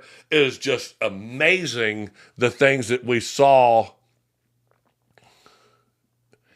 in that. But it's 6 floors. On the 6th floor is a restaurant. It's called Manna. I thought that was funny. But on the 6th floor is a restaurant where you can eat and all that stuff. But it's 5 floors of interactive stuff that you do with the Bible. And the first floor down in the bottom corner is where you're going to spend all your money in the gift shop, because we just bought, oh my gosh, we walk out of that place cheap. That and the White House store, that one hurt my feelings. Cost me more than the whole trip. So let me get back to telling you about this floor. This was right on the first floor, and we'll just go right through there. Some of the things that they had in here, literally, I'm just going to touch on these pictures. It was amazing. And somebody told me that there's a lot of fakes in here that actually tell you that these are replicas and reprints and what have you, and you can see that. And they're not where you can touch them, and they're put in such a way that they look real. So I thought that was really cool the way that. And me and Jill, we were just content going. I love this. This is the books these are the laws, and just some of the things that we were learning. Had the Liberty Bell. I got a video going. You can read that scripture that goes all the way around it. This is the Jubilee year, and the Jubilee, when they ring that bell, it's supposed to release all the people, and this is the Jubilee year. And I would have thought they'd have rung that bell. It's just, I don't know how to take some of these pictures. I don't. If I'd have saw that, man, I don't know what to do. Bible Museum. Who is this? I know his name. He's got his square and his compass right there. And he's not Galileo. He's the other dude. But I ain't got nothing to do with him. They're all priests. Galileo, they're in astronomy, and this guy tells all about him. They're stargazers, man. It tells you, I don't know, it tells you not to keep up with the stars and the moons and all of that stuff. You're not supposed to keep up time with the stars and the moons. There's how many calendars and Bibles we had. This is when it is. This is exactly like the world clock. I got a video of that thing. It's just spinning like a clock. But all of these are different calendars, and it's like, hey, my Sabbath is on that calendar on that day right there, and you can see there's a billion of them. And I'm just like, it says, what did it say last week? My whole class, they know it was we would lose track of the days and the times and stuff like that. All right, how much did the trip cost you to do the round trip? Here's what happened. Before Friday, before the end of February, me and Jill had to use 2 plane tickets, and we got these hotel rooms because of our amount of time that we stayed in hotels. And if we used all of these things by the end of February, it cost me $400 for both of us to go in, was it business or plus or something, class, to fly there and back round trip and stay in the hotel. So it was $400 for me to do the 2 airplane tickets and all the hotels. It absolutely incredible. That's why we had to do it at the last minute. I spent almost that much money in the gift shop. So I blew the whole, just wrecked the budget right there. And she, it was supposed to be a good, clean, go get content trip. And it wasn't. There's no way I'm going to walk out of there. Just send a gift. Thank you so much. I take things like this, man. When y'all give me these subscriptions and I've hit my goals, thank you so much. My subscription goals, please, please, please help me out, because this would be something that I would love to just go be the trumpet and just walk in the Capitol. God, that's the one I want to show you the videos of, man. I mean, to tell you, that place is a creep show. And that's our big thing. Hey, do you support the children of the devil? I do not. Is this the last year of Jubilees based on the Catholic calendar and the Jubilee in the Jewish calendar? Is this the last year of the Jubilee? All right, 40s, bad things happen in 40s, and people are like, what do you mean? I was like, going 40 days and 40 nights, and he fasted 40 days, and it rained for 40 days and 40 nights, and they asked for a king, and the first king led for 40 years, and then King David led for 40 years, and King Solomon led for 40 years, and just a lot of bad things in 40, wandered the deserts in 40 years. All of these things are, not good that are associated with this 40s. I forgot where I was going with that. It's crazy. Oh, is the year Jubilee back? Oh, okay. We've been 40 Jubilee years since Jesus died. So Jubilee is 50 years, and we're 2,000 years after Jesus was crucified, and that's 40 Jubilee periods, and that would be a time of testing, 40 Jubilee periods. That's 2,000 years. The first resurrection was 1,000 years, and then there was the little season that he must be released, and then after that first 1,000 years, and then the second death is the second 1,000 years. And just remember, people go, well, the devil is definitely out. Well, it says that he must be released a little season, and then it says, and then the rest of the dead are released. So, the first saints got out of the ground with Jesus. And then 1,000 years later, and the rest of the dead yet live again. That's all the evil got out of the ground. The rest of the dead yet live again. Yeah, a lot of dead people got out of the ground, and that's what's running around. But that's what it says, Revelation chapter 20, right there. But it was 40 years. Thanks for the taps, shares, and hearts. Thank you so much, Katie, Nicole. I can't even keep up with those things. And I'm starting to at least pay attention. Gigi, do you have any idea when the live Zoom call will be announced? We'll try to do it next week. I mean, I'll get AJ on there in the next day or two. I think we can pull this off. But I'm going to have to get him to reach out to y'all, and then we'll schedule it and do that. If I keep it up? Are you going to help? Are you going to come in? To talk about this Zoom call. Well, you don't got to put me on camera. Go. Tell me about it. The Zoom call, we'll get your email addresses of the subscribers. We will contact you and we'll put you in that way. So anyone who can't subscribe for whatever reason, that we do have a couple we can give away. Obviously, we don't have a lot, but there are a couple we can give away. So message me, Gigi Sixpack, and then we will get a list out when he gets his Zoom call ready. I hate the Lesser Key of Solomon. I'm sorry. I don't hate it. I don't like any of his stuff. Don't say hate. I don't. I don't like any of his stuff. I don't like anything to do with Solomon. He really never did anything. So who exactly built Solomon's temple? Good question. They said they couldn't hear any of the song. Oh, the tires of the masons of Tyre. The tires of Mason. The masons of Tyre. And he sent them over there, and that's just the stone masons. They hewed all the stones for it. That's who built it. All right, hold on. Let me get to the top. See, I don't know.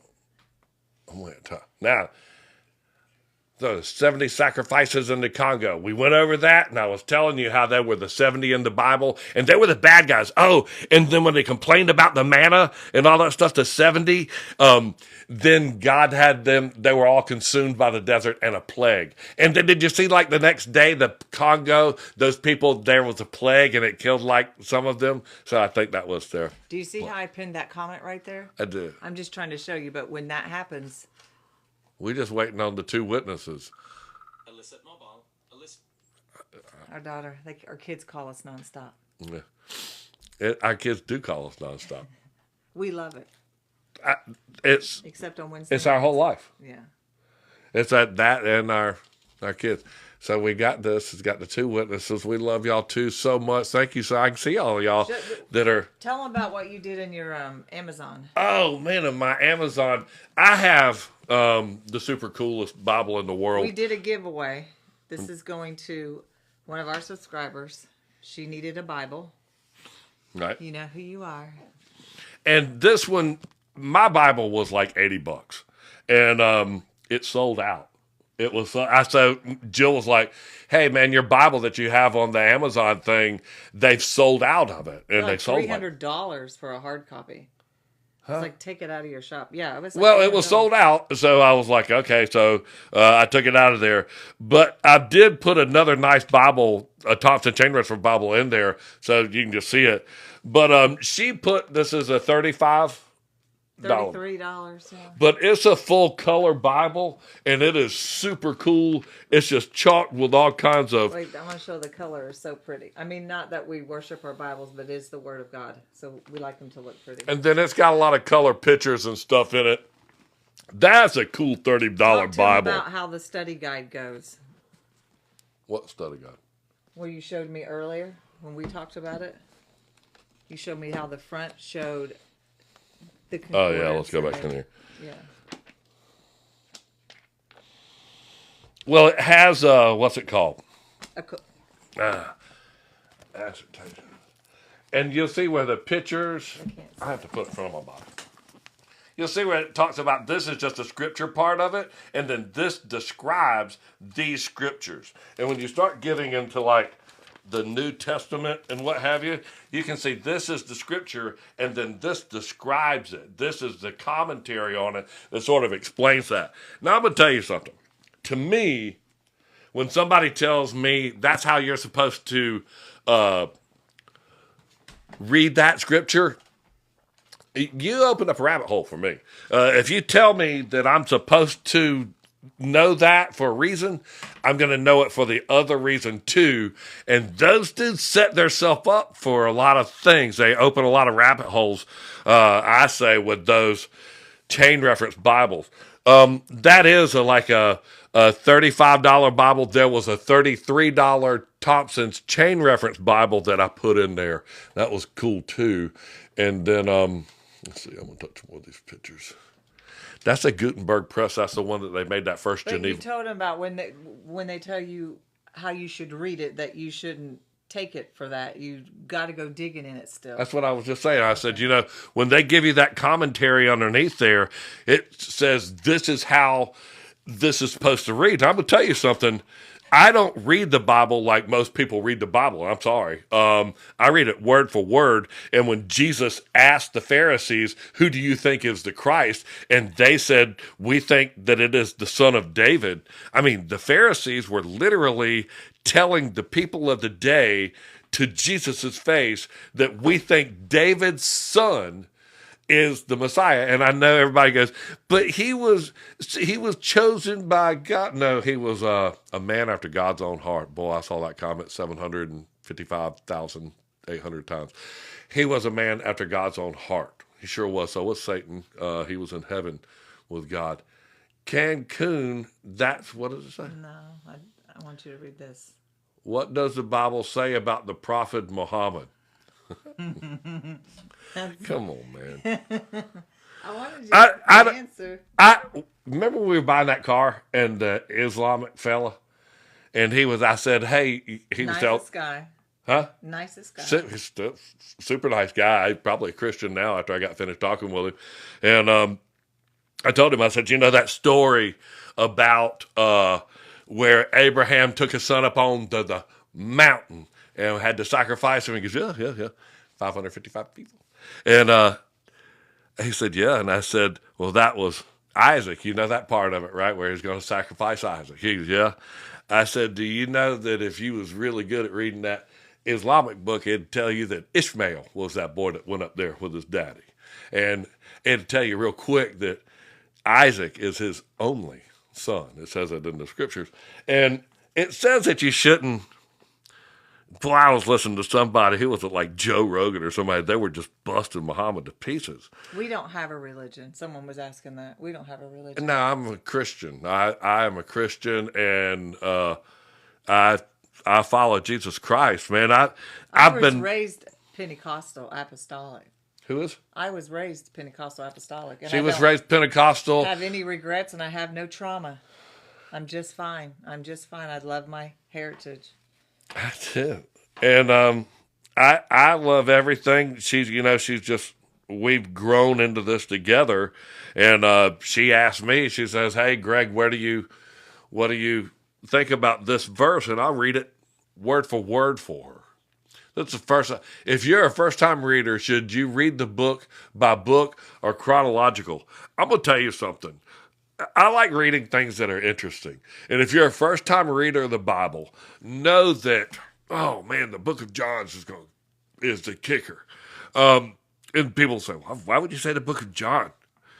Man, at the very last sentence of the book of John, it says that Jesus says, I may want this guy to live until I return. And you're like, dude. And then he gets boiled in oil and sent to the island of Patmos because they couldn't kill him. Okay? That guy wrote the book of John. And he also wrote the book of Revelation. Now, knowing that a guy that was a witness, that was sitting there at the Last Supper with Jesus, and Jesus told all the disciples, what if I want that guy to live until I return? And then he writes a book about the return of Jesus Christ. That's where I'd start reading the Bible right there. And right when it gets to the red letters, bro, read that. And know that when you read that, you're going to read it and you're going to say, I don't understand. Because the last sentence that it's going to say is, and no man understood a word that he said. That's right when I get there and go, you know what? I got a thick head and I'm not really great at this, but it's one paragraph, and I'm going to read that until I understand what he said. And Boy, that's made some of the best ticks in my whole life right there, is to read that until you finally understand what he says. Because when he told the Pharisees that, well, then how can David call himself Lord if he sits at his right hand? And he's quoting the 110th Psalm. And I don't know, man. David's awesome stuff. David, super cool guy. I know he's a man after God's own heart. Again, so was Satan. And I'm not telling him that he was anything, but he did climb up Mount Zion, which is the same city of David, and they had the lame and the blind slayed that were hated of David's soul. And Jesus healed the lame and the blind that were since birth, the exact opposite of what David did. What did you say about John? Someone asked where in the book of John? John, at the very end of the book of John, at the very last thing that it says is, hey, Peter goes, and Lord, what about this servant? What's he going to do? And he goes, what if I want him to tarry until I return? What is it to you? Follow thou me. I think that's almost a quote. And then the very first words in the book of John is, and the Word was God, and God was the Word.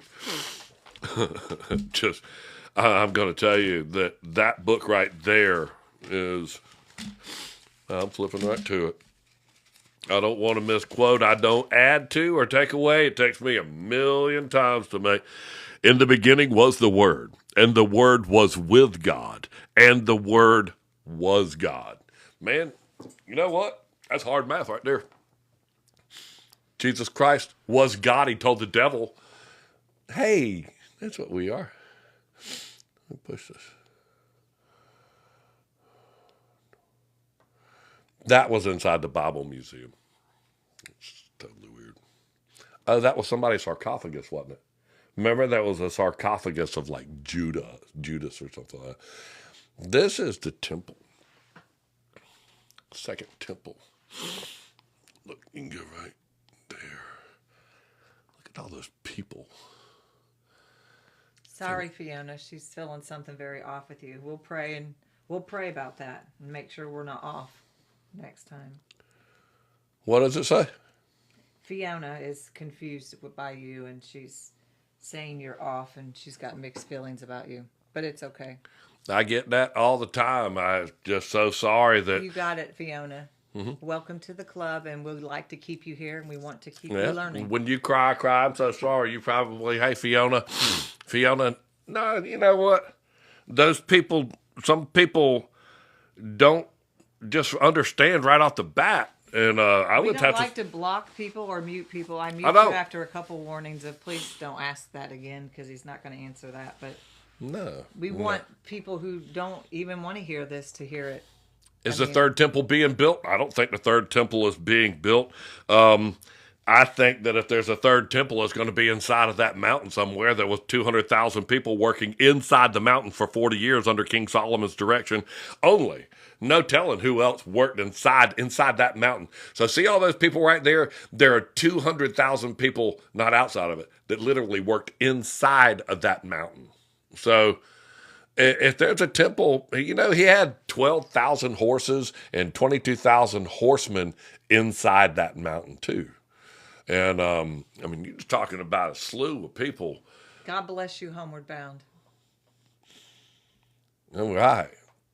Look at this guy right here, man.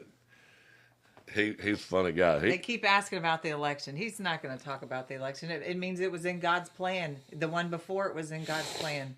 I think when did you think God stopped having his plan? It's all in his plan. Today is in his plan. Today is in his plan. All these things are being exposed are in his plan. Do not go too far to the right or too far to the left. It says it right there in the scripture. You keep your eye on it, and as soon as it looks ungodly, you put that look like that guy's got on his face right there and go, grr. And you're just supposed to absorb those people. It says that, you know, people all the time, they go, we're going to all be deceived. It doesn't say that. It doesn't say that. It says those whose names are not written in the book of life of the Lamb will be deceived. And I see this stuff, man. Ain't pulling nothing on me. They didn't me. CCC wants me to. This is your live, not my live. I didn't realize I only took but a few minutes, but Who was it? someone else who needs attention. You know what? I don't even look at the negative things. This is absolutely getting this message out to people and getting these pictures This out. is the end of his lesson where he's just talking and. Yeah, this is me just being free with these pictures Join us right here. That is all kinds of stuff that was in the Bible Museum.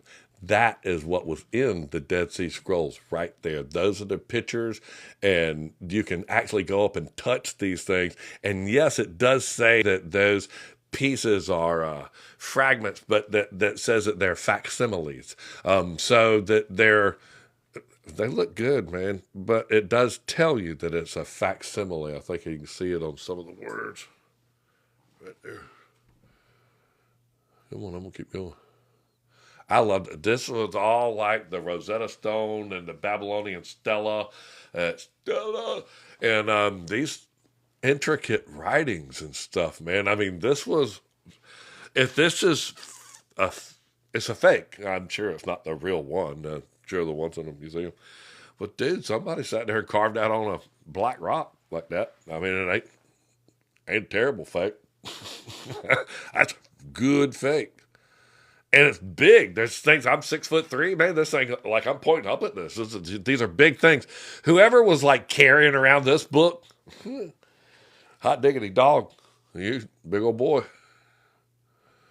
Look at that. See that guy walking by that thing? And that's a book. And they would walk up and they would take their paper and lay on that, and then they would make the rubbings, you know, like with a piece of charcoal or something like that, and it would write whatever that law was right there for him. And if any man, I can't see because of the stuff, so get me.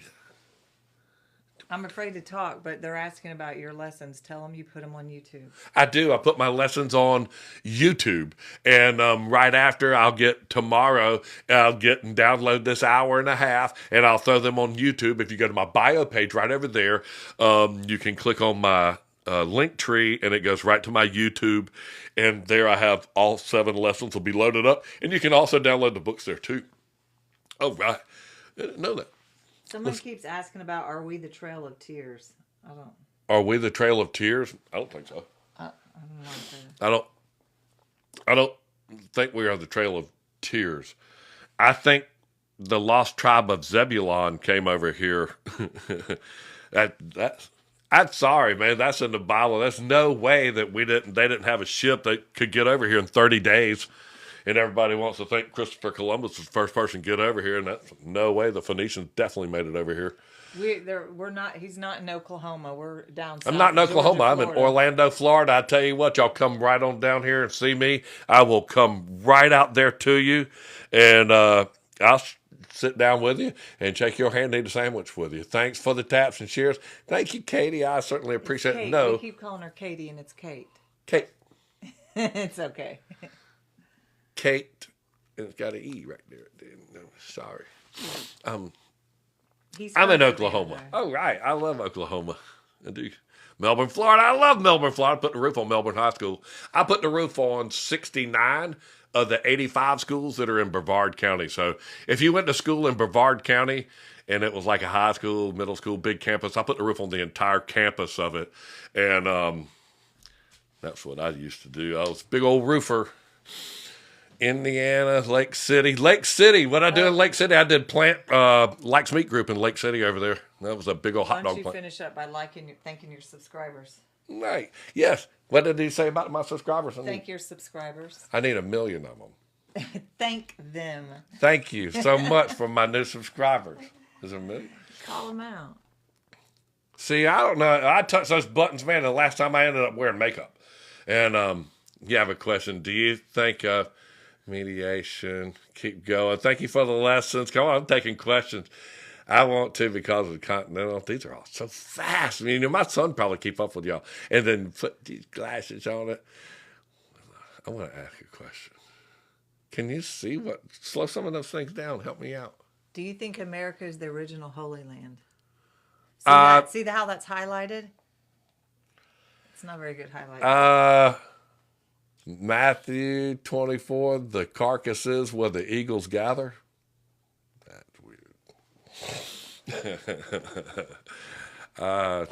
I think that this place is Thank you. definitely going to be symbolic in some great way. And I don't know. But the minute that I see it, I will blow the trumpet. She's trying to help me. Is that your subscriber list? Go to that one. Look at that. They have all these things. That's like crushing olives. You tell me when I read these questions. I subscribe. Oh, thank you so much for subscribing. We're going to do the subscribers. We're going to, we've got a good group of them. We're going to send out a Zoom link, and then and then we send out a Zoom link, and then that's going to allow me to play all these videos that I shot while we were in the Bible Museum and in the Capitol. But I can, I'll send that Zoom link out to my subscribers. Thank you so much. That helps me because I know these are just, it's like a little bit, but my dad always said that if you make a quarter 4 times, you've made $1 and that you've made 4 people happy. So I've tried to make that thing to where it'd cost everybody a quarter. Then I'm being facetious. It's a little bit. But if I can make 4 little bits, I've made 1 big bit, and that'll get me to where I can do it. So tell me, do you support the Death Star? I know Darth Vader. Is it Darth Vader? Do we know? I know. Yeah. Yeah, I know Darth Vader. His name's Spencer Wilding, and he was the actor for Darth Vader in Rogue One. And we went to Wales, England, to go see my buddy spin. Back to the Holy Land. I want to ask because he said he would divide the land. We learned about the continental drift, Joshua. About the continental drift, that I totally believe in. But then again, it's not anything that you can prove, and it doesn't have any scripture to it. So I can't really use it. Joshua and the tribes, like I said, of Zebulun, which was one of Jacob's kids, I know they were the big boat people. I know they were back and forth across America. It was not that big of a deal. Within a few weeks to a month, they could definitely come over here. And it says that the gold and the algamud trees that they made the harps out of are there. So that's where they came from. Are you seeing my message? He divided the land. Yeah, he did. Well, that's what we're going to study about Noah dividing the land. And then also, as they divided the land, Ham and Canaan stopped right there where Canaan is. And he decided he wanted to stay there and not go into the land that he was assigned with his father. So he broke the covenant right there. What's the verse about the eagle landing? What? Gathering? It's almost the end of it right there. Yeah. Matthew. At the end of Matthew 24. People immediately after the tribulation of those days shall the sun be darkened and the moon shall not give her light. Immediately after. Let's see. Man, I gotta find that. So the carcasses where the eagles gather. I'm sorry. That is the Death Star thing. The Death Star of David is really the Star of Rephaim. That absolutely is. That's in the book of Acts when they were stoning Stephen, and he said, "You have taken up the tabernacle of Moloch and the star of your god Rephaim." And that's the star.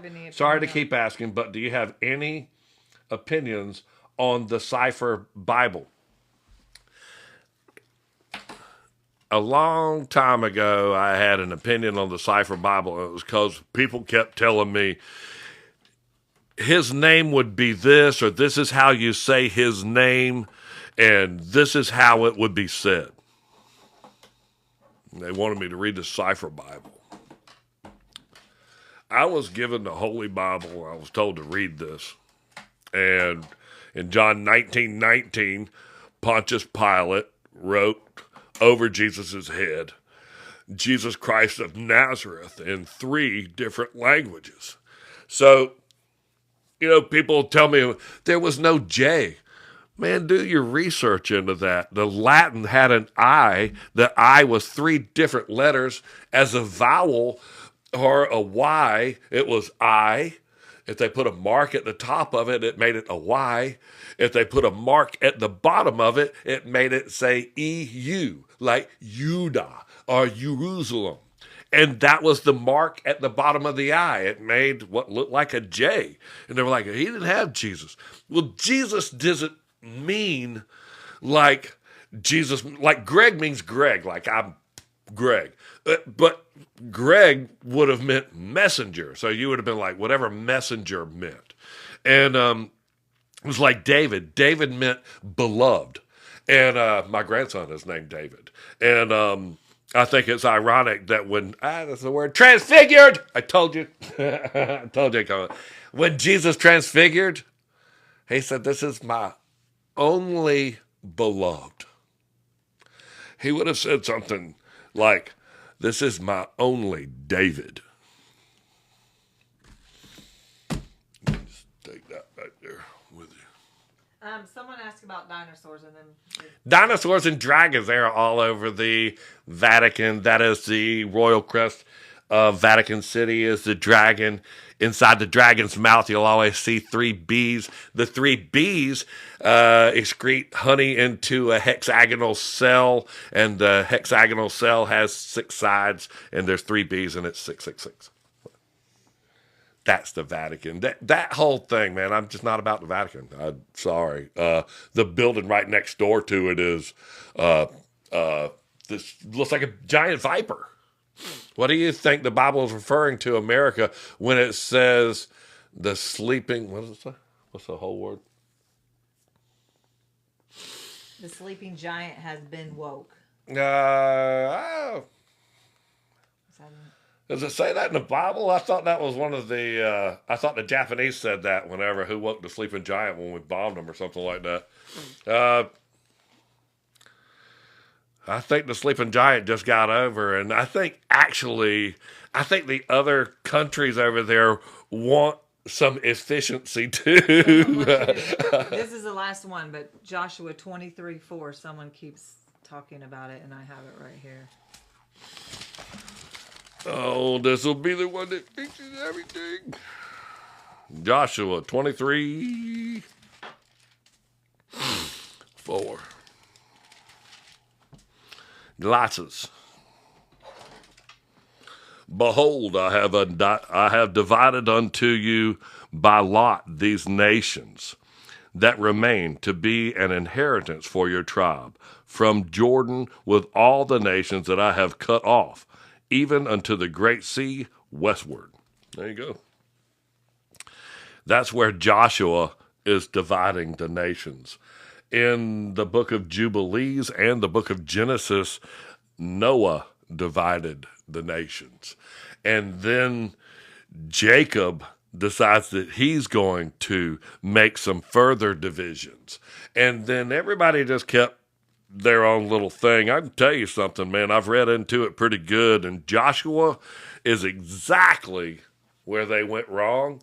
And Joshua, when Noah lateraled the football, I knew that's where they went wrong. And Joshua is the one that built that stone tower inside the Jordan River. And he was the first person to, not the first person, but he started stacking stones. Jacob, he's a stone stacker. Jacob, a deceiver. We were watching Chosen in there, and he goes, and Jesus goes, oh, and Jacob, he was quite the deceiver, wasn't he? And I was like, oh my God. But it was when Jesus said, doesn't your law call you God, that I call you gods? Man, that shook me up. That sure did shook me up. Semper Fi. You know what? I'm not in the military, but I love everybody that serves this country, that serves these people. If you are a policeman, a firefighter, a military, anything, I immediately love you. I want to thank you. You risk your life to do a job to protect people, and thank you. I love every one of y'all. Thank you for your service. That's just amazing that you do that. So thank you. Every person in here that's military, thank you. Air Force, Vietnam veteran there, thank you so much. Oh, man, I'll tell you what, y'all are so brave. Go out there. TJ walked up on Omaha Beach. My stepfather did. Man, they dropped the front door on that thing, start shooting that cannon at you. Hey, there's that food right there. Me and my wife both thought that we should all eat that food. And you said I can't talk about pooping that out no more. That girl home garden right there. My son's army in Iraq. We got some friends over. I got one friend over there, and he flies a drone or is on some drone team.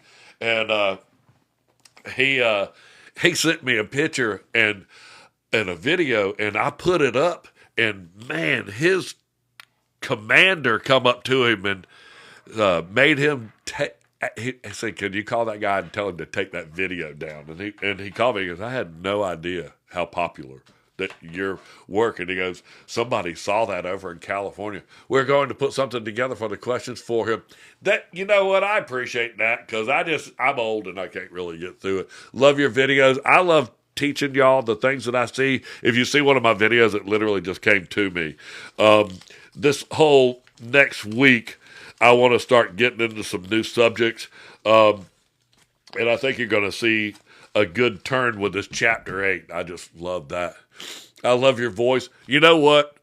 Thank you so much. I woke up and my voice, I don't know if it sounded like this, but right after COVID, everybody lost their smell and taste, and I lost my hearing.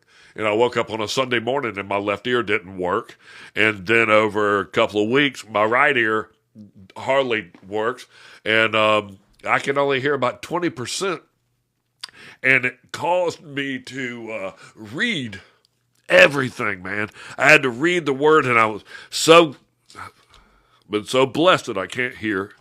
It's the best thing that ever happened to me because it caused me not to listen anymore, and trumpets don't have ears, so it caused me to talk like this. I have to talk like this to hear myself talk. People put their hands in their ears and they go, "I don't sound like that. I sound just like this." Right now, that sounds exactly alike to me. And my grandbabies love granddaddy's voice, though. That's for sure. Just little David, he sits there, and I always say he's a good boy. And he loves to hear granddaddy say that. All right. You know, I love y'all, and I thank you so much for sharing with me and let me share these stories with you. I want to come on live more often. I may just pop on and do some things. I loved popping on Saturday on the Sabbath. Jesus walked into the temple and the synagogue, and he read to them. And boy, I'll pop right in and read something, and I love to do it. If any of y'all want me to contact your group or your church or anything like that, you'd like me to speak to y'all, please reach out to me, and I'd be glad to reach out and talk to y'all because I want to communicate with you. I love you so much. Thank you for my booming voice, and I certainly thank you, Jesus. Please, let's all pray together. Let's do that right now. Dear Jesus, please keep your hand on this entire crowd. Keep your hand on every one of us, Lord Jesus, and let us see the sword that is to fall. And please let us be spared, Lord Jesus. Please let us see this world through your eyes so that we're not captured. And please, Lord, let us love this world with your heart. Let us speak to them with your kind words. In Jesus' mighty name. Amen. I love you. In Jesus' name.